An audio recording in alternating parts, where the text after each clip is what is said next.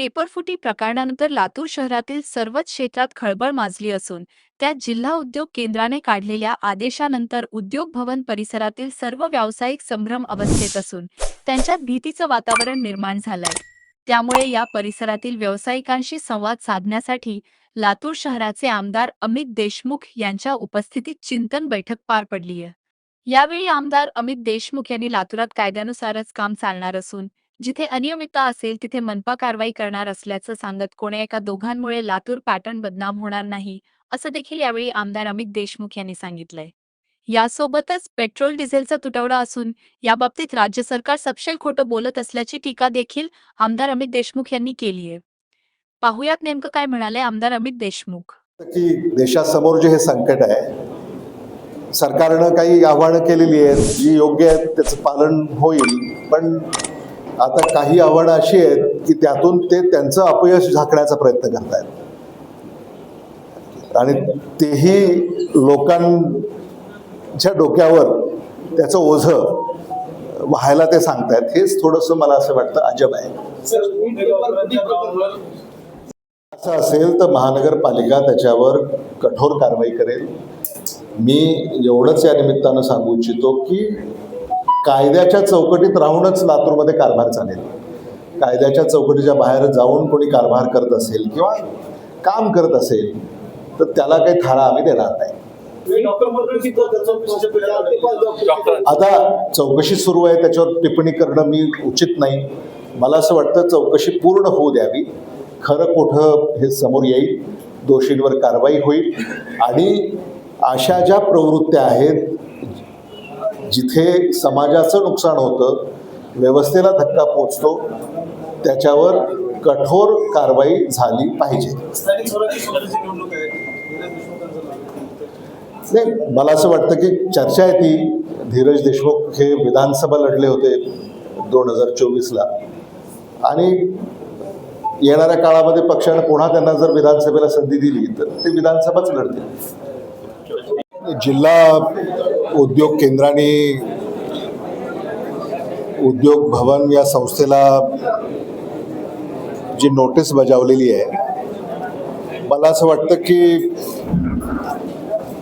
उद्योग भवन ही संस्था त्याचं उत्तर जिल्हा उद्योग केंद्राला देईल आणि आपण हे लक्षात घेतलं पाहिजे की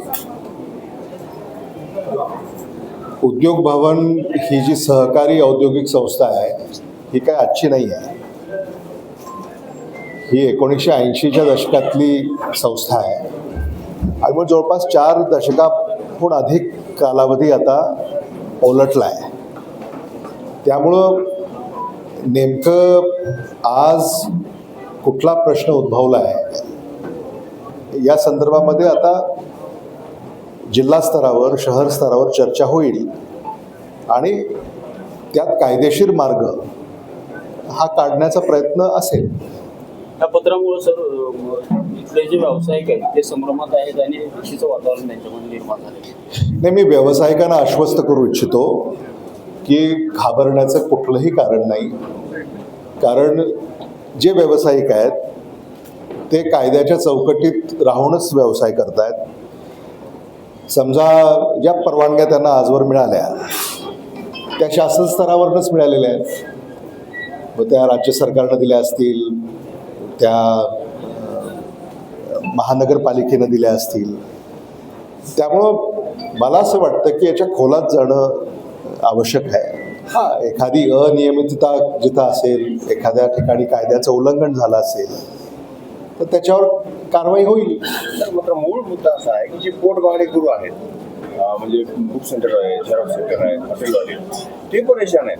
पण जे 63 प्लॉट धारक आहेत ते कुठेही त्यांचं मत सांगत नाहीत। संस्था त्यांच्याबद्दल जी नोटीस संस्थेला आली ती संस्था त्याचं मत मांडत नाहीये, त्यांनी फक्त सर्वसामान्य व्यावसायिक झाला नाही। संस्थेला जी नोटीस आली आहे, संस्था त्याचं उत्तर जिल्हा उद्योग केंद्राकडे सादर करेल।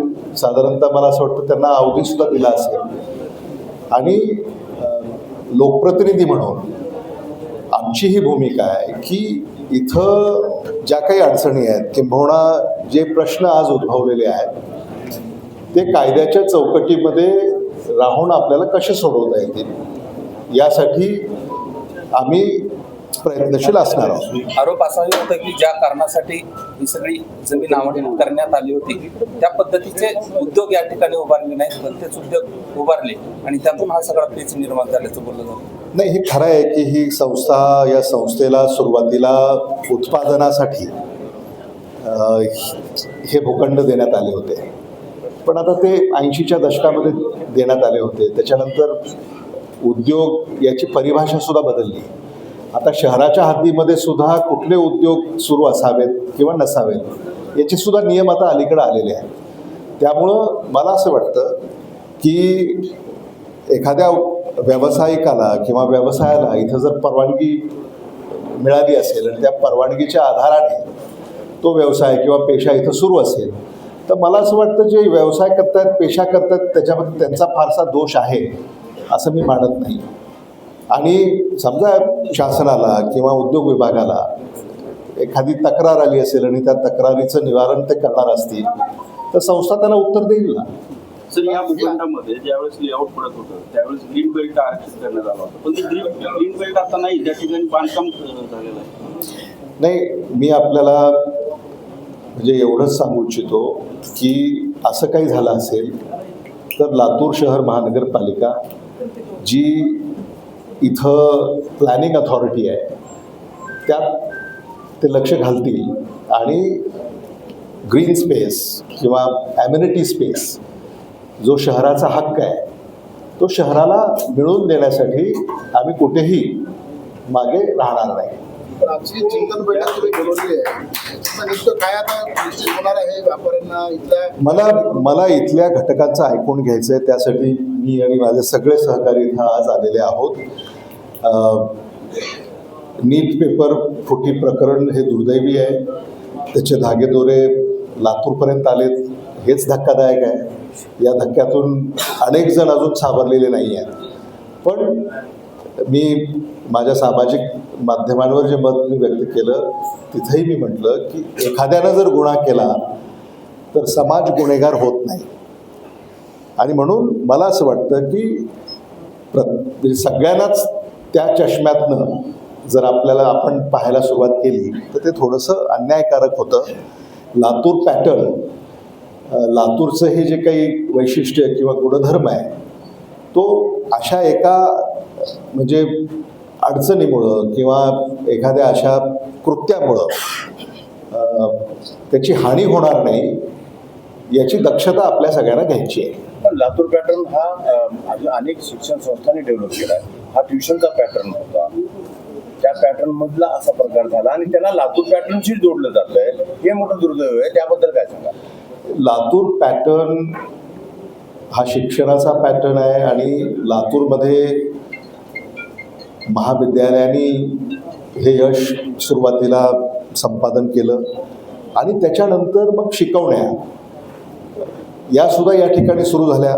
म्हणजे अगदी शालांत विद्यार्थी यांच्यासुद्धा शिकवण्या इथं घेतल्या जातात आणि महाविद्यालयीन विद्यार्थी यांच्याही शिकवण्या इथं घेतल्या जातात. लातूर आता कोटा अशी तुलना अलीकडच्या काळामध्ये सुरू झाली होती आणि मला लातूर पॅटर्नचा अभिमान आहे. कारण देशातल्या ज्या सगळ्या परीक्षा आहेत तिथं जितक्या संख्येनं लातूरून विद्यार्थी उत्तीर्ण होतात तितक्या संख्येनं या देशातल्या कुठल्याही शहरात विद्यार्थी उत्तीर्ण होत नाहीत. मला असं वाटतं हे लातूरचं वैशिष्ट्य आहे आणि आज त्याला दृष्ट लागते हे थोडंसं वेदनादायी आहे. आणि म्हणून त्यातून बाहेर कसं पडायचं यासाठी आज आम्ही इथे एकत्रित आलेले आहोत. या कारणांमुळे दृष्ट लागते जी कारण त्याला कारणीभूत ठरतायत ज्या गोष्टी त्याचा काही त्याच्यावर काही उपचार करावे लागतील की नाही, त्याच्यावर काही विचार करावा लागणार आहे की नाही. याच्यामध्ये पेपर फुटी प्रकरण आता देशामध्ये दुर्दैवानं या व्यवस्थेमध्ये कुठं काय बिघाड झालाय मला माहिती नाही, पण अनेक पेपर फुटले. त्यात मला काही राजकीय टिप्पणी करायची नाही. पण मला असं वाटतं पेपर फुटी प्रकरण हे अत्यंत गंभीर आहे. विद्यार्थी, पालक यांच्यासाठी तर हे जीवघेणं आहे.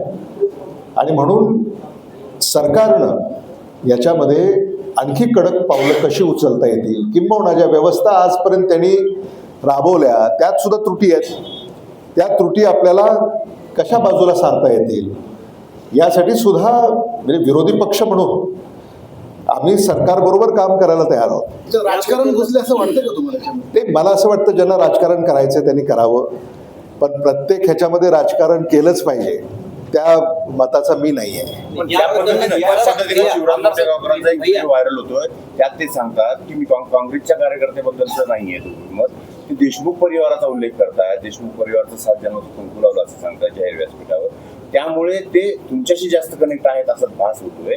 त्याबद्दल काय म्हणा? नाही, शिवराज मोटेगावकरांची लातूरमध्ये कोणाची ओळख नाही. आणि एखाद्या निवडणुकीमध्ये जेव्हा बुद्धिवंतांचा मेळावा होतो त्या मेळाव्यामध्ये एखाद्यानं वक्तव्य करणं काही वर्षापूर्वी आणि त्या वक्तव्याला आता या घटकेला ज्या घटना घडत आहेत त्याच्याशी जोडणं, मला असं वाटतं की याच्यावर काय टिप्पणी करायची. बया याच भागामध्ये ज्या ठिकाणी 10 फुटाचा रोड आहे त्या ठिकाणी 5 ते 6 मजलीची बांधकामं झाली, जिथं की FSI चा नियम पाळला जात नाही, महानगरपालिकेने घालून दिले नियम मी तुम्हाला आश्वस्त करू इच्छितो की लातूर शहर महानगरपालिकेच्या महापौर इथे आहेत आपल्याबरोबर, उपमहापौर इथे आहेत, खासदार महोदय इथे आहेत आणि स्थानिक लोकप्रतिनिधी म्हणून लातूरमध्ये कुठेही बेकायदेशीर बांधकामे यावर आळा घालण्यासाठी आम्ही अहोरात्र प्रयत्न करतोय.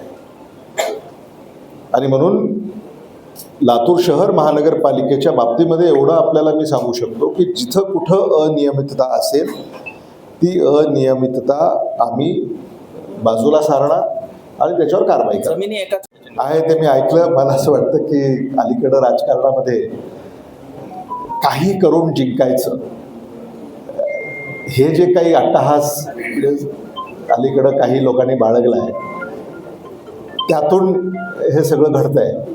मला कधी कधी प्रश्न असा पडतो की सत्ताधाऱ्यांना म्हणजे विरोधक हे ठेवायचेत की नाही, हाच खरा प्रश्न पडतोय. आणि विरोधकाला विरोधक म्हणून राहायचंय की नाही? राहायचं ना, विरोधकाला सुद्धा विरोधक म्हणून राहायचं आहे, पण राजकारणामध्ये लोकशाहीमध्ये जो समतोल आहे तो राखण्याची अधिक जबाबदारी सत्ताधाऱ्यांची आहे, कारण लोकांनी निवडून दिले त्यांना. समतोल राखण्याची, लोकशाहीचा समतोल राखण्याची जबाबदारी सत्ताधाऱ्यांची आहे. समजा त्यांचा दृष्टिकोन जर असा काही असेल तर पुरेसा आहे राज्यामध्ये, आणि दुसरीकडे त्यांचं दिसते आपणही मागणी केलेली आहे. राज्य सरकारचं हे फेक नॅरेटिव्ह आहे. इंधनाचा तुटवडा आपल्या सामने केलं पाहिजे. याच्यावर ज्या उपाययोजना करायला हव्या होत्या त्या केलेल्या नाहीत. अनेक देशामध्ये जवळपास वर्षभराचा साठा हा साधारणतः बफर स्टॉक म्हणून ठेवण्यात येतो.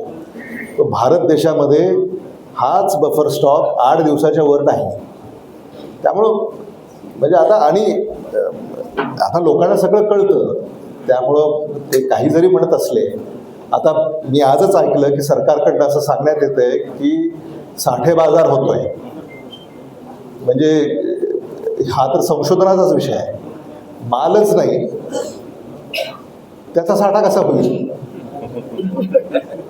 म्हणजे काय बोलावं आणि कशी दिशाभूल करावी हे सत्ताधाऱ्यांकडनं शिकलं पाहिजे. आता हे सगळं प्रकरण न्यायप्रविष्ट आहे, न्यायालयामध्ये सुनावण्या सुरू झालेल्या आहेत, त्यामुळे त्याच्यावर टिप्पणी करणं हे मी काही उचित मानत नाही. थोडासा वेळ आणि अवधी आपण दिला पाहिजे. खरं समोर येईल आणि त्यात जे दोषी आहेत त्यांना शिक्षा होईल. उपरपटीमध्ये दोषीवर शिक्षा होईल, पण एनटीएची काही जबाबदारी आहे की नाही? एनटीएची जबाबदारी आहेच ना, मूळ जबाबदारीच एनटीएची आहे. कुठल्या त्यांच्यावर कारवाई होईल, पण एनटीएचीच मूळ जबाबदारी आहे. त्यांनी आत्मपरीक्षण करण्याची गरज आहे आणि भारत सरकारनं आणखी कडक पावलं यामध्ये उचलावीत अशी आमची मागणी आहे. एका विद्यार्थ्याने आत्महत्या केली 8 दिवसात. दुर्दैवी आहे, मला असं वाटतं की शेवटी परीक्षेचा ताण आणि उद्या आपलं काय होईल या संदर्भामध्ये जी काही म्हणजे त्यांच्या मनामध्ये जो गोंधळ निर्माण झालेला आहे त्याच्यातून काही टोकाची पावलं विद्यार्थी उचलत आहेत, त्यांनी उचलू नयेत असंच आव्हान मी करेन. पण काही घटना घडल्यात त्या दुर्दैवी आहेत आणि त्या घटना घडायला नको होत्या. चंद्रपूरचे नगरसेवक जे आहेत काँग्रेसचे नगरसेवक ती SIT Not-reachable आहे. काय सगळ्या प्रकरणावर. म्हणजे यांच्याकडे इलिगल बांधकाम असते. आता हा केंद्र सरकारच्या अखत्यारीतला विषय आहे. आपल्या राज्य सरकार पुरतं हो, महापालिकेमध्ये आवश्यक असेल म्हणजे एखाद्या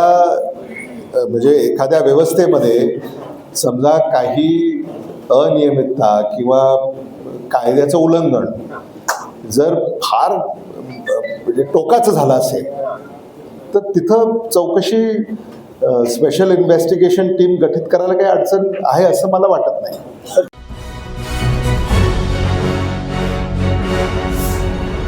Thanks for watching Ekmat Digital.